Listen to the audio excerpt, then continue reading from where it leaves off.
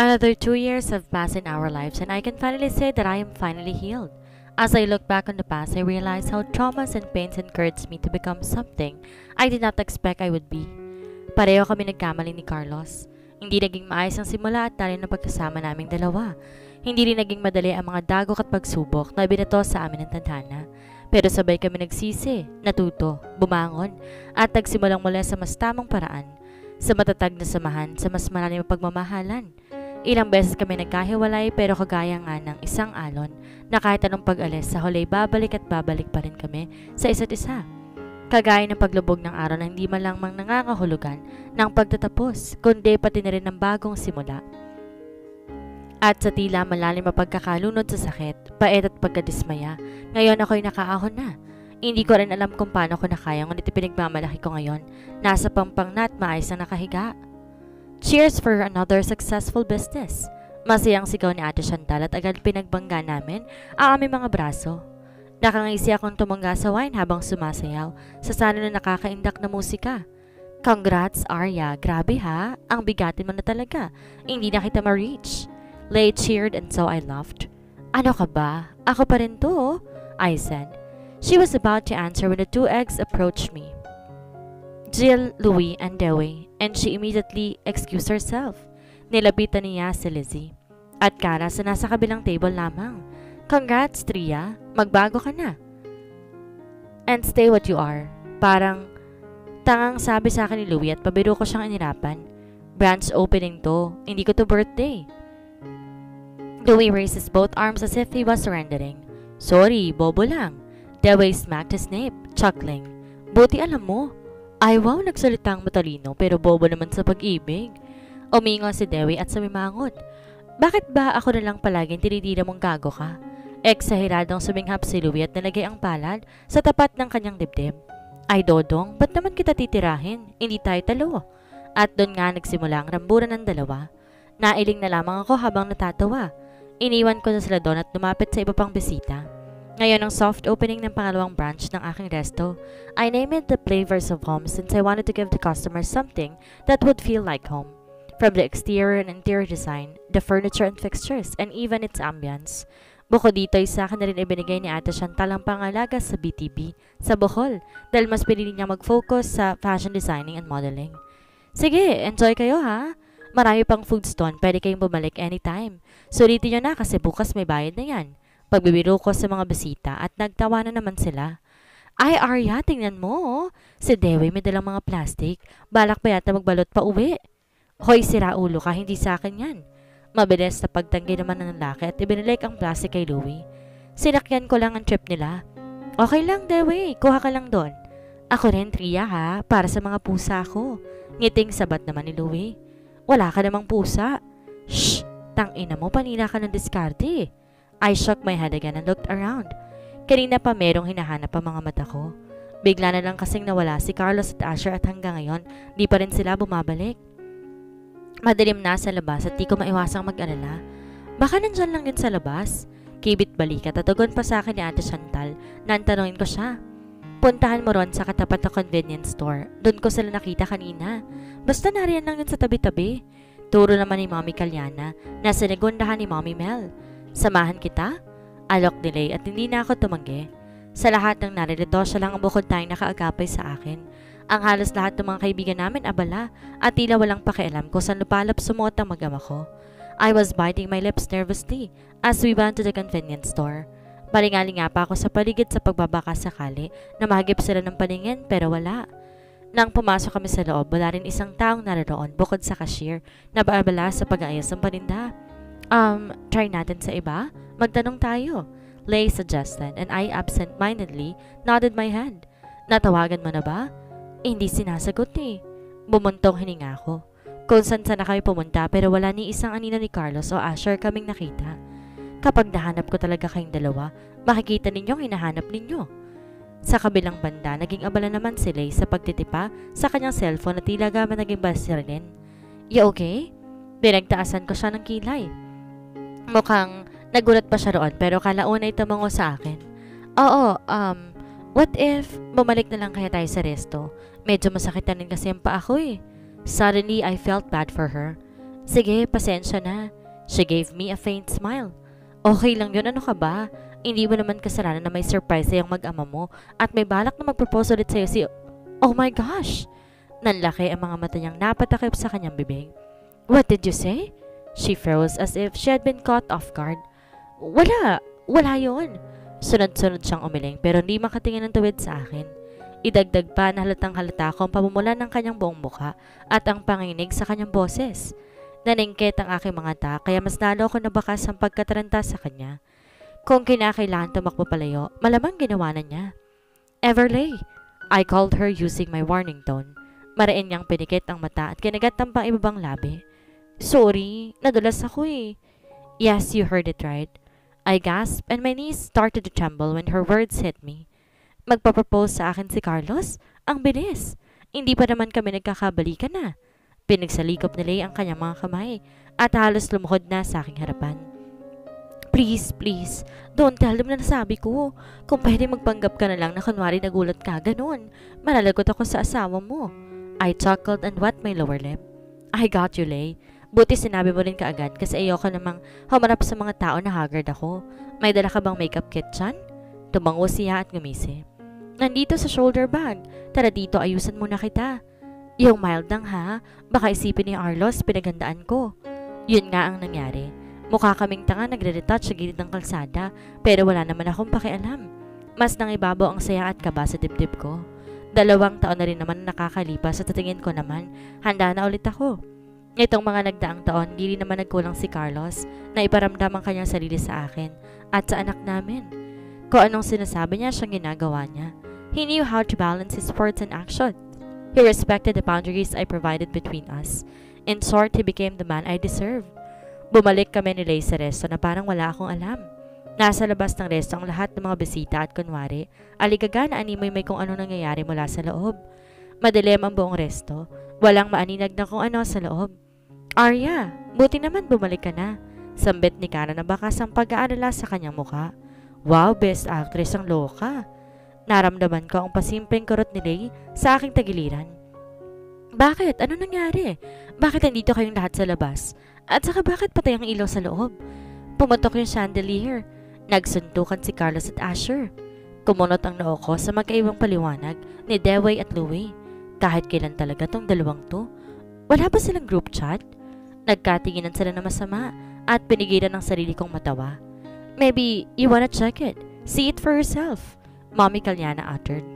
Tumango ako at pagpanggap na nagugulahan pa rin sa nangyayari. Unti-unti ako lumapit sa glass door para buksan yon, kahit alam ko naman na hindi ko pa rin maiwasang kabahan. Halos manlamig ang buong katawan ko ng paghakbang ko sa loob, automatikong bumukas ang ilaw. At halos bumunghalit ako ng tawa na makitang itsura ng mag-ama. Anong pakuluto? Bakit ganyan ang itsura ninyo?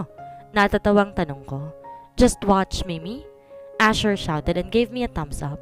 For heaven's sake, they were both wearing a judgy outfit. Pati na rin si Elias na nasa likod. Nakasimangon at mukhang napipilitan lang sa ginagawa. Nagulat pa ako nang mula sa labas. Pumasok sina Dewey at Louie at sumama rin kung nasaan sina Carlos. Ngayon naka-pyramid ng formation nila. Magkasalikop ang kamay sa harapan at nakayuko ang ulo. Music, please. Carlos snapped his finger and the music immediately played. Sa'yo ang pag-ibig na hindi mababali. Kailanman di ko kayang sabihin. Ayoko sa'yo itaga sa bato ang pangako sa'yo hindi magbabago. Di ko na mapigilan pang tawa ko na magsimulang kumanta si Carlos at gumalaw na rin ang mga backup dancer niya na sina Elias. Tara, sama ka. Iriribot kita sa palasyo ng pusong ikaw ang prinsesa. Ako ang alipin. Handang sundin ang lahat ng iyong utos kahit mahirap. Nasaan ka na ba, mahal ko? Namimiss kita pag di kita nakikita. Ano ang dapat kong gawin para malaman mong ikaw ang mahal? Even though the song choice was very, well, I couldn't say that it was judgy but nostalgic. Nangingibabaw din ang boses ni Asher kahit na mali-mali ang lyrics at steps niya. Sa buong performance nila, nakatingin lang ako at pinipigilang mangilid ang luha. Di ko ma-imagine ang isang prestigiyoso at irerespetong CEO ay nagpapaka-corny at nagmumukhang tanga dito sa harapan ko. Nandamay pa ng anak, assistant, politiko at nurse. Arya? He called my attention. My gaze went up to him. Ngayon ko lang napansin na wala ng mga itlog sa likuran niya. Tanging siya at ang kinikilig na si Asher na lamang ang natitira sa gitna. Ewan ko ba, pero nung nagsimula na siyang humakbang papalapit sa akin, pakiramdam ko'y tumigil ang pag-ikot ng aking mundo, kasabay ng pagkalaho ng ingay sa paligid ko. Sa mga sandaling ito'y wala akong ibang maisip kundi kaming dalawa lamang. Nasa amin nga ang oras na ito. Nang tuluyan na siya makalapit sa akin, ngumiti siya. Ngumiti rin ako pabalik sa kanya, sa kabila ng pangilid ng luha. Advance mo naman, auntie, wala pa nga, he joked. Natawa ako, tinampas siya sa balikat. Ano ba? Parang tanga. Biro lang, he chuckled. Marahan niyang hinawakan ng kamay kong pinaghahampas sa kanya. Hinaplos niya iyon ng buong ingat bago hawakan ng baba ko para magtama ang paningin naming dalawa. Baby, look at me. I obliged without hesitation. I just want to take this opportunity to say sorry. Sorry? Saan? Bulong ko dahil nagbabara ang aking lalamunan. Sorry if I failed my promise to you. Ang sabi ko sa iyo noon, poprotektahan kita, pero hindi ko ginawa. Sa halip, sinaktan din kita. I did bad things to you, Arya. I said a lot of unforgivable words. I made you question your worth or if somehow you felt like I objectified you. At hindi ako naging mabuting asawa sa iyo. Paulit-ulit kitang ginagawa sa kabila ng pagmamahal at pag-aarugang binigay mo. Carlos? And it haunted me every night, baby. Sa tuwing nasasaktan kita, parang gusto ko ring saktan ang sarili ko. Sa tuwing umiiyak ka, naninikip ang puso ko. At sa tuwing naiisip mong meron akong iba, gustong gusto ko ipagsigawan. Na simula nung ikasal tayo, hindi ako naging interesado sa kahit sinong babae sa paligid ko. I know my fault and I won't try to justify it, Arya. My reasons will never be valid for hurting you. My wife? But I am not your wife. You know that. I whispered between my sobs. You are my wife. My heart has been tied to you ever since, he told me. Now that I'm standing in front of you, I want to take another shot of us again, Arya. I cannot guarantee that our relationship will always be smooth and calm. For sure it will be shaky and rigid sometimes, but rest assured that no matter what happens, I will forever hold your hand. I could watch you for a single minute and find thousands of things that I love from you. You motivate me to be better, to be more of me, to not feel worried about small things and to experience life to its fullest. I have become the best version of myself because of you. I have become a bigger person because of you. And I have become a great father because you guide me through. And so I promise to always compromise and communicate with you. I want to experience new and exciting things together. Remember yung sex toy na binili natin kay Kara na hindi pa natin ginagamit? We both laughed despite the tears. Kidding, but yeah. I promise to inspire the way you have always inspired me, to lift up when you fail, to kiss your cheeks when you're stained with tears of hardship and even happiness. He kneeled in front of me as he opened a small box of the most expensive ring in the world, the pink diamond ring. I felt like I was struggling for some air for a moment, but I couldn't move my body. Arya, please let me do the immense honor of becoming my wife. Matagal akong tumitig sa kanya habang patuloy pa rin ang pagpatak ng luha sa mga mata. Kitang-kita sa kanyang mukha kung gaano siya kakabado dahil nanginginig ang kanyang kamay. Sunod na dumako ang aking paningin sa anak namin na nasa kandungan ni Elias at masayang pinapanood kami. Lahat ng mahalagang parte ng buhay namin naririto pero hindi ako nakakaramdam ng kahit anong pressure at alam ko rin naman kung ano maging desisyon ko ay magaan nilang tatanggapin iyon. Muli ako nagbaba ng tingin kay Carlos at mapait siyang nitian. Paano kung ayaw ko pa rin? Dumaan ang kirot sa kanyang mga mata pero agad din niyang napalitan ng pagpapursige. I'll try again. I will prove myself again. I won't get tired kahit paulit-ulit pa. I can see the conviction in his voice but I still did my best to hide my smile. I extended my hand to him. Sige na, isuot mo na. Baka magbago pang isip ko. I gently said. Umawang ang kanyang labi, kasabay ng panlalaki ng kanyang mga mata. Nanginginig at nanlalamig ang kanyang kamay nang isuot ang singsing sa aking daliri. Kinailangan ko pa siyang gabayan. Matapos noon agad siyang tumayo at agad akong hinapit para sa isang yakap na napakahigpit. People cheered and rejoiced. Nakita ko pa si Ate Chantal na pasimpleng nagpupunas ng kanyang luha at si Mommy, Kalyana, na humahagulhol ng iyak sa balikat ni Dewey. Siningahan pa niya ang t-shirt ng lalaki. I hugged Carlos tighter when I heard his soft sobs. Nakabaon ang kanyang mukha sa aking leeg at doon siya umiyak ng umiyak. Lumapit din sa amin si Asher upang yumakap din. Ano pang hinihintay ninyo? Tara na sa simbahan, kasala na. Sigaw ni Louie na nagsipag sunuran. Ang lahat ng mga bisita. Nagmamadali siyang sumakay sa kanya-kanyang sasakyan, kaya may pagtataka ko silang sinundan ng tingin pa labas. Kumunot ang noo ko, marahang kumalas mula sa yakap ni Carlos. Tiningala ko siya at pinunasan ko ang kanyang basang pisngi. Where are they going? Tanong ko kay Carlos and he smirked at me. Simbahan. I stopped my track and started at him, confused. Bakit? Kasi ikakasala tayo. My eyes widened as my jaw fell. Ngayon? Yes, baby, ngayon din. He nodded proudly at me. Ready na talaga ang lahat. Ikaw na bride na lamang ang kulang. Nablangko ng utak ko at pakiramdam ko. Lumulutang ako sa alapaap.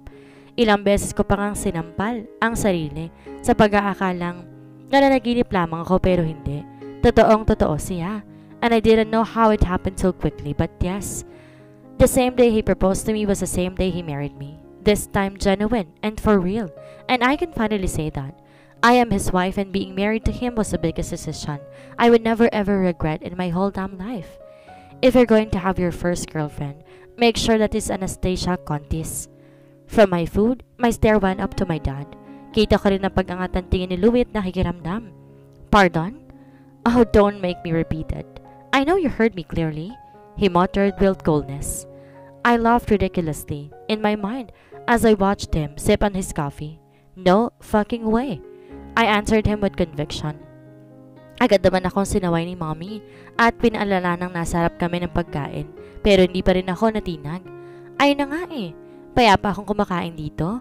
Sarap na sarap ako rito sa inunguya ko tapos bigla na lamang magsasalita ng ganon. Parang gago. Nakakawalang gana. Stop being hard-headed. Young man, yun na lamang ang gagawin mong tama sa pamilyang ito. He strictly hissed. Umigting ang pangako at pabagsak na binitawan ng kutsara at tinidor. Nagpakawala ako ng sarkasikong tawa habang nakatitig sa pinggan ko. Hindi ko pa man nadedepensa ng sarili ko yung muling bumwelta si Mommy. Inabot niyang aking kamay at marahang pinisil iyon. Anak, listen to your father. Gumagawa lang siya ng kung anong makakabuti para sa iyo. I spat. And you think nakakabuti sa akin ang pangungunan yung magdesisyon sa buhay ko? Hindi sila nakasagot. Mula sa gilid ng aking mga mata ay nakita ko ang pagtawid ng upo ni Louie at parang mas nag-e-enjoy pa yatang kumain ng gago habang may nagtatalo pa sa harapan niya. Nagtama ang paningin naming dalawa habang nag-thumbs up pa siya sa akin. Sige lang, away lang kayo. Isipin niyo na lamang wala ako rito. He mouthed. Sinaway siya ni Manang Yeta. Nasaktong dumaan sa kanyang likuran. Sinaman ko to ng tingin pero agad din niyong napalitan ulit ng pagkairita na magsalita muli si Daddy Vince. Hindi kami nangunguna, Carlos. Magulang mo kami kaya may karapatan kami na manghimasak sa buhay mo. Kung hindi dahil sa amin. Wala ka rito, baka nakakalimutan mo. Yung kinakain mo, mga mamahalin mong gamit at pati yung marangya mong buhay, lahat yan ay dahil sa akin. Mommy took a deep breath and looked at me with her pleading eyes. Anak, please, kahit ito lang bigay mo na sa daddy mo. Pinagbigyan mo siya sa gusto niyang kurso, di ba? Kahit nung una pa lamang ay alam mo nang dapat ay sa negosyo ka. Doon na ako tuloy naubusan ng pasensya. Tumayo ako sa kinaupuan. Padabog na dinampot ang aking bag at sinukbit sa balikat. Papasok na ako. Malamig kong tugon.